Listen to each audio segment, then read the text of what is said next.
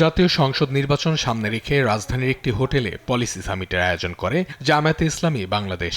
বিচার যদি বিচারের জায়গায় না থাকে, এতে অংশ নেন বিভিন্ন দেশের রাষ্ট্রদূত, রাজনৈতিক দলের শীর্ষ নেতারা, ব্যবসায়ী, পেশাজীবী, শিক্ষাবিদ ও গণমাধ্যমের জ্যেষ্ঠ ব্যক্তিরা। সাথে থাকবো, পাশে থাকবো, পিছে নয়। উদ্বোধনী বক্তব্যে জামায়াতের আমির ডাক্তার শফিকুর রহমান জানান, দেশের প্রধান চ্যালেঞ্জ এখন স্থিতিশীলতা নিশ্চিত করা। মহান মুক্তিযুদ্ধের মধ্য দিয়ে অর্জিত স্বাধীনতার মূল লক্ষ্য ছিল সামাজিক ন্যায় বিচার ও অর্থনৈতিক মুক্তি। তবে 5 দশকের বেশি সময় পার হলেও সেই প্রতিশ্রুতি পুরোপুরি বাস্তবায়িত হয়নি।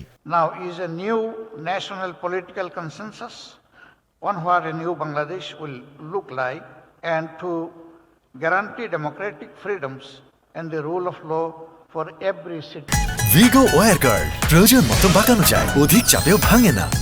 ভিগো Of the country. পরে সাংবাদিকদের প্রশ্নের জবাবে জামায়াতের নায়েবে আমির আব্দুল্লাহ আবু তাহের অভিযোগ করেন, নির্বাচনে একটি দলের প্রতি প্রশাসনের একটি অংশ পক্ষপাতমূলক আচরণ করছে। আমরা ব্যর্থ দেখি সরকারি অ্যাটিটিউডে একটি দলের প্রতি অধিকতর বায়াসনেস দেখেছি, যেমন প্রটোকলের কথা বলেন, সিকিউরিটির কথা বলেন, এবং কোনো জায়গায় অফিসাররা কিছুটা বায়াসড রোল প্লে করছে।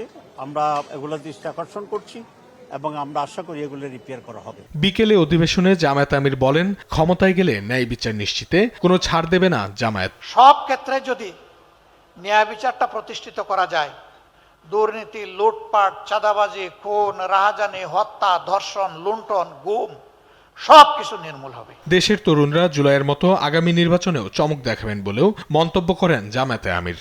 আরেকবার আমাদেরকে যুবক হয়ে লড়তে হবে ইনশাআল্লাহ। অঙ্কন চৌধুরী, দেশ টিভি, ঢাকা। জাস্টিসের জায়গায় নিয়ে যেতে হবে।